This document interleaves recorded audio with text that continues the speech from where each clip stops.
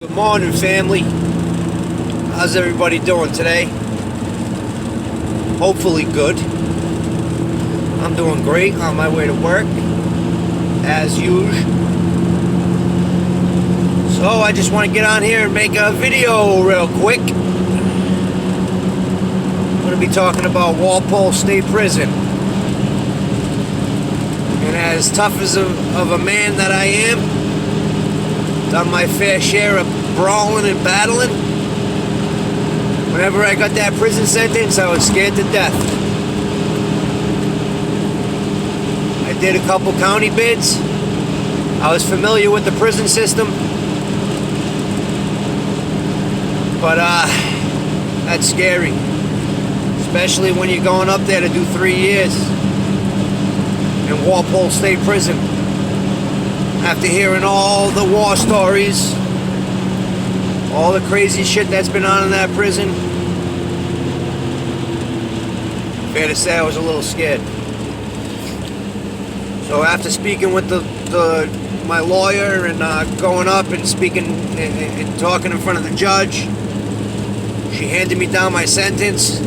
She said a whole bunch of jargon that I had no clue what the hell she was talking about.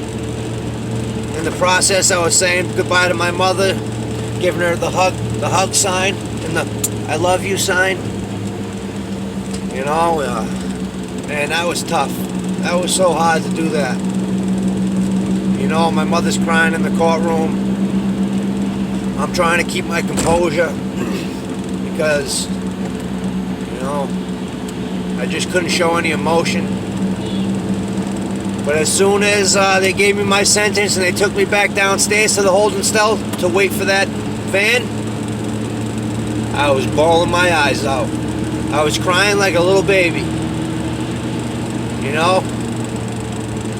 Everything hit me at once. All the dumb shit that I did, everything that fucking I put myself in, all these stupid predicaments, it all hit me at once. It all hit me at once, and I just knew I fucked up. I knew I fucked up, and I'm only human, man. People make mistakes. The problem is everybody wants to hold them fucking accountable for all the mistakes that they made. You know, if you pay your debts to society, there should be no issues. You know, you did your time, you did what you had to do, you came out and you bettered yourself. If you don't come out and you didn't better yourself, hey, you know, then you're gonna go back to fucking prison. That's just the way it works. You know, if you don't grab onto reality, reality grabs onto you, and it fucking slings you around like a yo-yo. You just gotta do it. But anyway, back on topic. So after I cried for a little while, they came up to the door. They gave me a bologna sandwich. We called that sandwich wet meat from where I'm from. Because once the bologna's put on the bread, because the two breads inside the tray with the bologna, and the bread is completely soaked. It's saturated with bologna, whatever. It's disgusting. But at that point in time, I ate it just like everybody else because we're starving. We haven't ate nothing because they don't feed you that great. And I was very, very malnourished for a long time. You know, if I had $20 in my pocket, what do you think I was going to get? Because it wasn't a fucking Big Mac, that's for sure. I was going to get drugs. Okay? I would worry about how I was going to eat after I got my drugs. You know, after I did my drugs, I usually wasn't even hungry anymore because I was fucking just falling asleep and acting a fool, and you know, it's crazy. I mean, I've eaten the craziest shit, man. Me and my buddy Dougie used to sit at my mother's house and make fucking plain noodles with mayonnaise inside of it because that's the only shit we had, and we were fucking starving because we were on runs for weeks. You know, like that's just not the way to live, man. But here we go, back off topic again. I'm sorry, guys. I just talk. You know. So please bear with me. So So yeah, I ate my bologna sandwich, and then about an hour after that, the van came. They came in, they shackled me up, hog-tied me, shackles on my feet, shackles on my hands, chain around my waist, interlocked into the handcuffs, interlocked onto my feet. So everywhere I walked, I could barely even walk. I was a caged rat. You know, then they put you in this tuna can of a van that is made specifically to not be comfortable. Okay, it's a metal bench that runs the long way in the back of the van, but it's subdivided in two sections. So you got your protective custody on one side for the most part, and then you got your general population on the other side, and a van fits 8. It's not always like that. It's not always the protective custody people are on the other side. It just depends. If there's a protective custody person, they're going to put him on one side, and they're going to put the other 4 guys on the other side, and they're going to have another van come pick up the rest of the guys because the PC guy can't sit with general pop guys. So I got that, I hopped on the van. You know, I'm sweating, I'm uncomfortable, I know that I'm going in, I'm scared. 40-minute ride up to Walpole. Okay, I finally get there. They open the gates. I'm kind of happy that I'm there because the fucking van ride was absolutely insane. It sucked. It was the worst ride I've ever been on. Okay, so that 40 minutes was like hell. I was dying to get out of that van and into the prison. So I finally get there. They open 17 doors, sally ports, and all sorts of crazy shit. The cops have to get out of the van. They drop their guns in a lockbox. Then they come get us. They pull us out of the van. They bring us into intake. There's a big ass door, this ancient looking door. It has to be buzzed by Central. Central buzzes the door opens, you walk in. Okay, once you walk in, you're in the dungeon.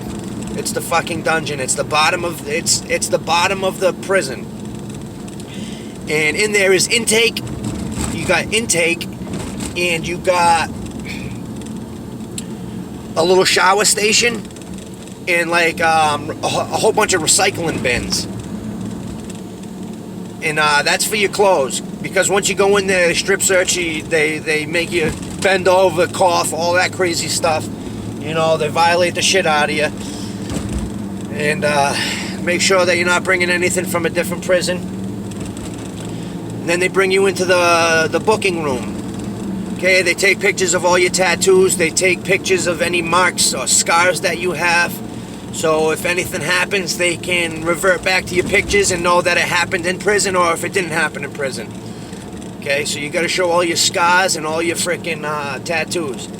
After that, you sit in front of a camera and they take about 15 pictures.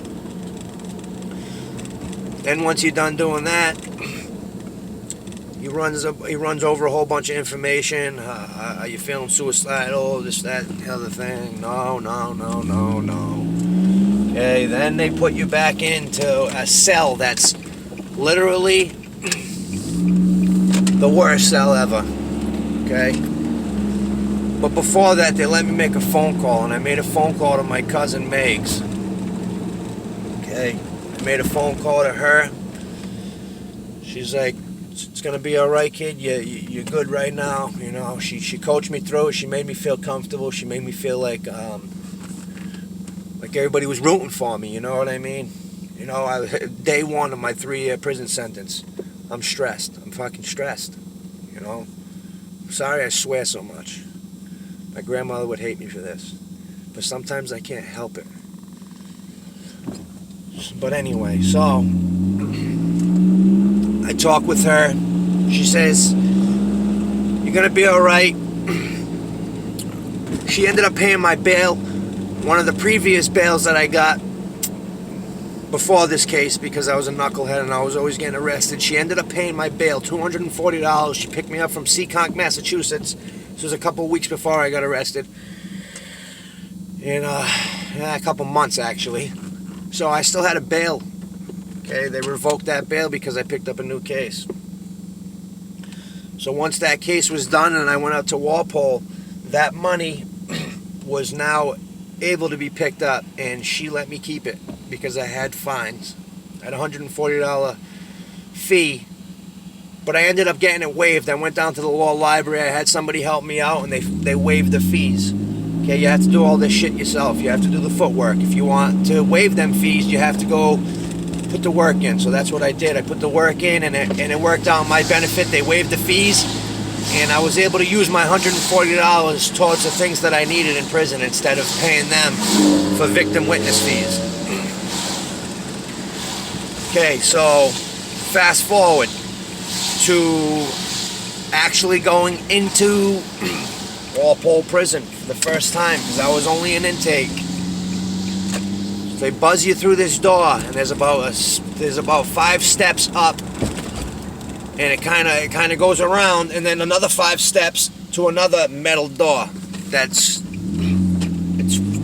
fortified. This fucking place is fortified. Whoever thought of this place, whoever the architect on this, I mean, it was insane, dude. It was insane. The way that it was set up it's impossible to get out of there. But there was people that got out of there. I don't know how, but they did.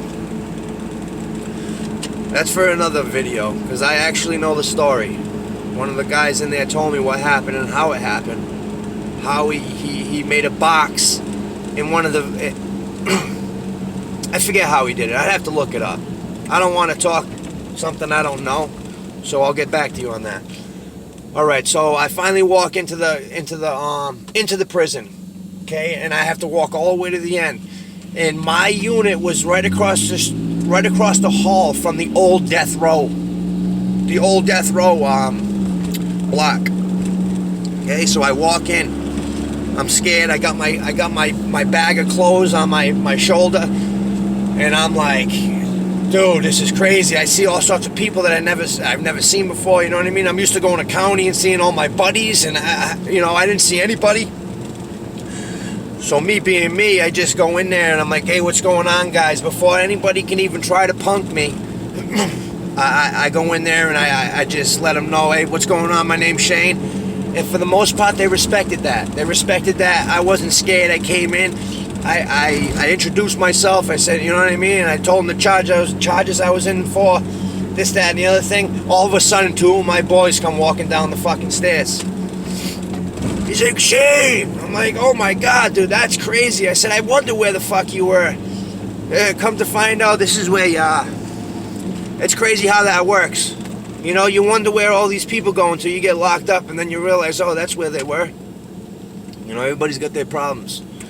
So don't think that you're void, okay? This shit happens to everybody. You do something stupid, you pay the price, bottom line, okay? And if you don't pay the price, karma's gonna catch up and get your ass. And that's a true story. It's a true fucking statement. So, got off topic again. Okay, so now the guys come down. What's going on, Shane? What cell you in? Oh, I'm in 11 or 12. I was in one of the ones right at the end. I think there was only 15, so there's 45 cells. So when you walk into the unit, okay, to the left is all the cells. There's 3 tiers. There's 15 cells on the first tier. There's 15 cells on the second tier, and then there's 15 cells on the third tier. But it's only on one side. They have different layouts for different prisons, and this one was just a one-sided prison. You got like other prisons, it kind of looks like a U, like a horseshoe, and then the cop's desk is in the middle, so he can see the whole 180 view. He can just see everything, okay? This one wasn't like that. But what was unique about this place is that on the other side of the wall, so where the cells were, if you looked out your cell to the wall straight ahead, there was a window up top, okay? And that window was a see-through window. They could see you out, but you couldn't see in, okay? And what they do is they can sit right in that window and watch everybody inside their cells. Watch what they're doing in their cells. It's also a spot where they can use their guns and their pepper spray guns and their paintball guns and all these fucking crazy things that they stop riot control with, right through that portal up up in the ceiling. It's insane, dude. Like, whenever I seen it, I was like, dude, this is the shit from the movies, man. So, yeah, that was crazy. And Walpole's really, really old. So, you know, it was a see-through glass from the inside. It was a see-through glass from the inside. Like, they could see out to us, but we couldn't see them. But because the prison's so old, all the mirror on the other side was scratched, so you could see movement through it. So you could tell when the cops were in there. It's just crazy. It's crazy. So anyway, when you get there, you gotta stay locked in until you see a counselor. So the first 3 days I was there, I was locked in, I believe. I mean, this is a little while ago, but I'm pretty sure I was locked in for the first 3 days until I seen somebody. Well, I think the first day I was able to go out, and then I had to see the counselor after that. So I went and seen the counselor. He told me when I was going to be classed. So Walpole is a classification center. So you go there, and then they figure out how many points you got and what you're eligible for, basically. You know what I mean? It's a point system in Massachusetts. So depending on the severity of the case, the tickets that you pick up, and all the shit, it's your MIT. They call it your MIT. It's your minimus. It's called something, but it follows you from every prison to prison, and it also follows you from county. And so if you pick up tickets, like, tickets is something that you get if you do something wrong. Okay, if you do something wrong in prison, they're gonna write you a ticket. It's gonna be an informal or a formal ticket. Okay, informal is lesser of the two. Okay, a formal is, so an informal, you get 3 days locked in your cell, you get 5 days locked in your cell, you get loss of canteen, loss of phone, all these little things. Okay, if you get a formal, you have to see the D board, and that's the detention board. So they don't give you any penalty until you go see the discipline board. Once you go in there, they're gonna tell you that it's basically like court. You gotta fight it. You know what I mean? But the problem is you're not favored against. You're more than likely gonna lose, because that's just the way it is. It's set up for failure. You're not gonna win your case unless you have absolute proof that it wasn't you, you know. But I mean, they can lie, they can do whatever they want. So I ended up having low points. You don't find this out until you get classified. I was there for 4 months, okay? But in them 4 months, I was getting comfortable with my surroundings. I was getting comfortable with the people that I had to live with for the next 3 years. And I was just learning the way of prison. You know, I already knew the way from county, but county's totally different, man. County is a fucking gladiator school. It's a gladiator camp. Everybody's fucking fighting. But to be honest with you, it's changed. When I was in 2008, it was totally different. My first bid, I did 60 days in a gang block in Dartmouth House of Corrections in Massachusetts, Dartmouth, Mass. And that shit was crazy. You know, it was also my first bid. There was a lot of gangbangers in there. You know, and they were always getting crazy. But upstate, it's a little different. It's more militant, and people move different. You know what I mean? There's more convicts upstate. So it's different. It's a different environment. So I was getting comfortable with my surroundings and the people that I had to deal with. Okay. So I end up going to the chow hall, because in the chow hall, the chow hall is the hub. That is the hub where you see everybody. Everything goes down. The fights, the drugs, the everything. The fucking chow hall is where you go if you want to get something, if you want to get into a fight, because all your boys are there.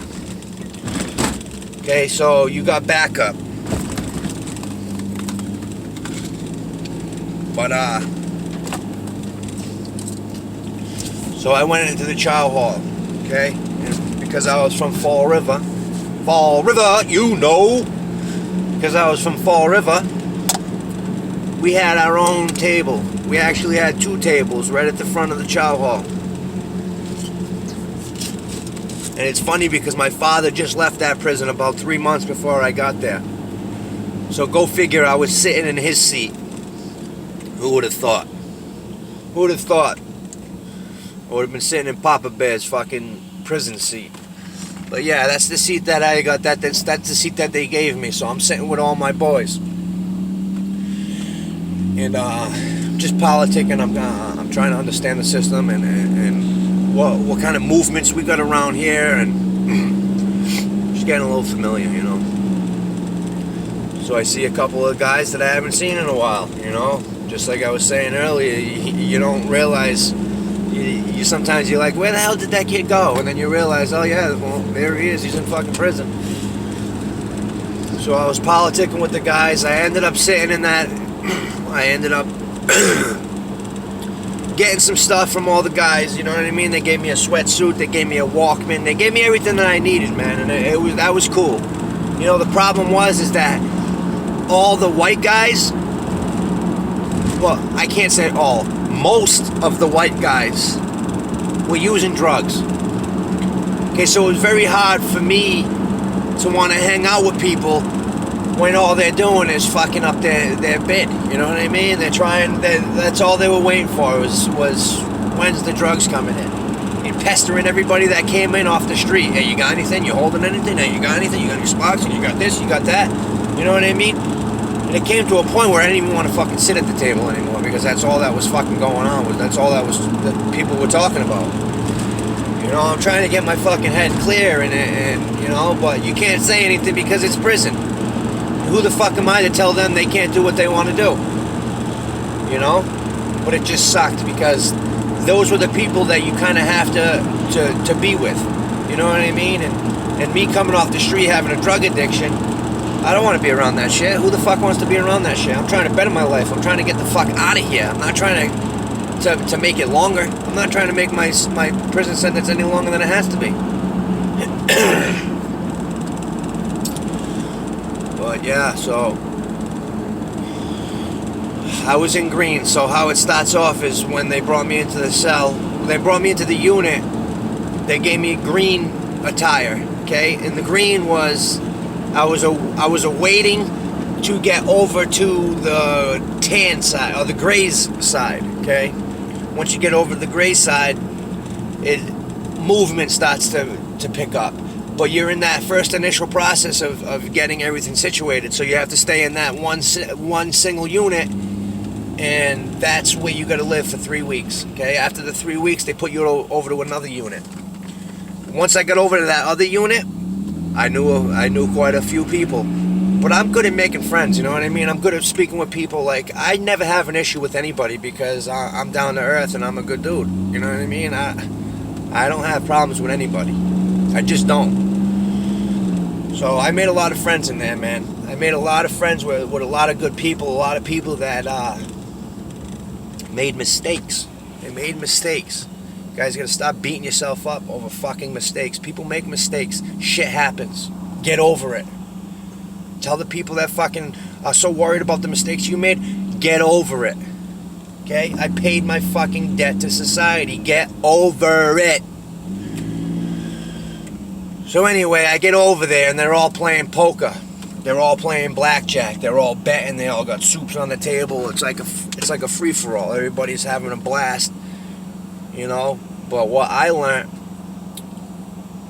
in my first bid from seeing somebody get punched in the face over a card game, told myself I wasn't gambling. That shit's not for me. I don't feel like fighting with people, you know. I don't even have the money to begin with, you know what I mean? I'd have to go store it off somebody to get into the game, and then I owe 2 debts if I lose. You know what I mean? It's just not worth it to me. You know, I'll get into the store issue a little later. I'm gonna make this a 2-part because I'm almost at work. So I end up going over the gray side for a little while. I'm just hanging out. You know, it was football season, so everybody's watching football. We're all screaming. It was just, you know, it was like a free-for-all. Okay, and it was stagnant for a little while in that spot.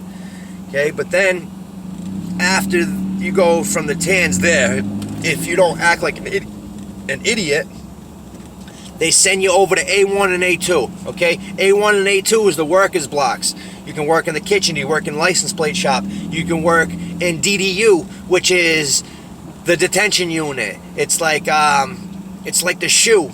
It's bad shit. You know what I mean? Like, they never get out of their cell. And when they take a shower, they have a shower that rolls in front of their door. So they walk from their cell into the shower to take a shower to walk back into their cell. It's insane. They can never come out of their cell, and if they do, they're going to be cuffed up completely.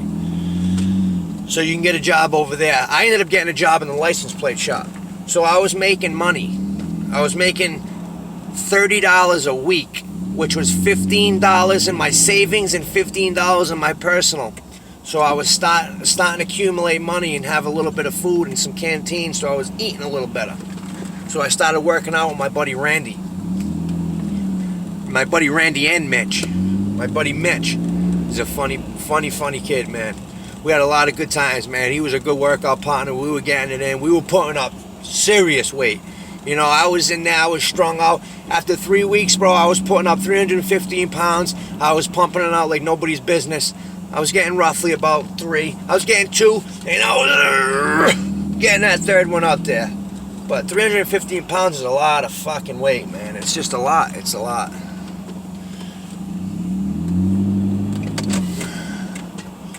Jesus Christ.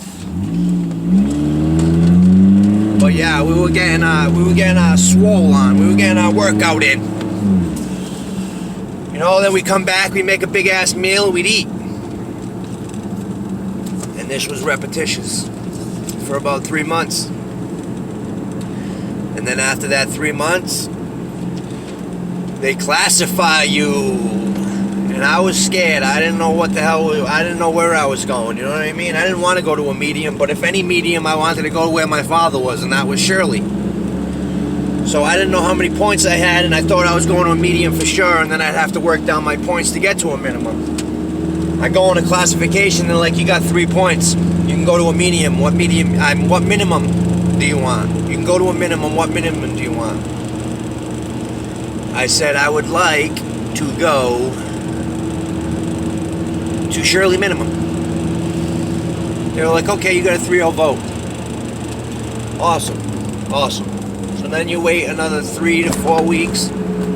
And just because they give you a 3-0 vote and they say that you're going to go somewhere doesn't mean that you're going to go there. You know what I mean? Just because they say it doesn't mean that it's going to happen.